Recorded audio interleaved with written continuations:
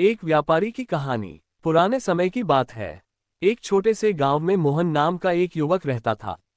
मोहन मेहनती था, लेकिन गांव में रोजगार के साधन सीमित थे। एक दिन उसने शहर जाने और व्यापार शुरू करने का फैसला किया। मोहन ने अपने पास जमा थोड़े बहुत पैसे से चावल और मसालों का व्यापार शुरू किया। वह गांव के किसानों से सीधे सामान खरीदता और शहर के बाजार में बेचता। शुरुआत में उसे बहुत मुश्किलें आईं। ग्राहकों को समझाना, प्रतिस्पर्धा से निपटना और माल की गुणवत्ता बनाए रखना आसान नहीं था। पहला सबक, धैर्य और कड़ी मेहनत। मोहन को समझ में आ गया कि व्यापार में धैर्य सबसे जरूरी है। उसने लगातार अपने ग्राहकों की पसंद को समझने और गुणवत्ता में सुधार पर ध्यान दिया। धीरे धीरे उसकी मेहनत रंग लाने लगी। दूसरा सबक, जोखिम लेना।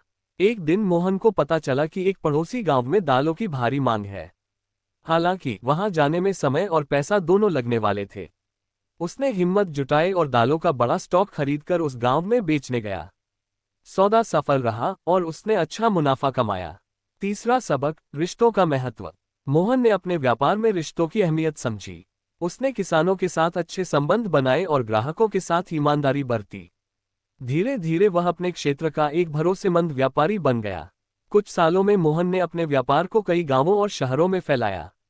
उसने सीखा कि व्यापार केवल पैसे कमाने का जरिया नहीं है, बल्कि लोगों की जरूरतों को समझने और उनकी समस्याओं को हल करने का एक माध्यम है।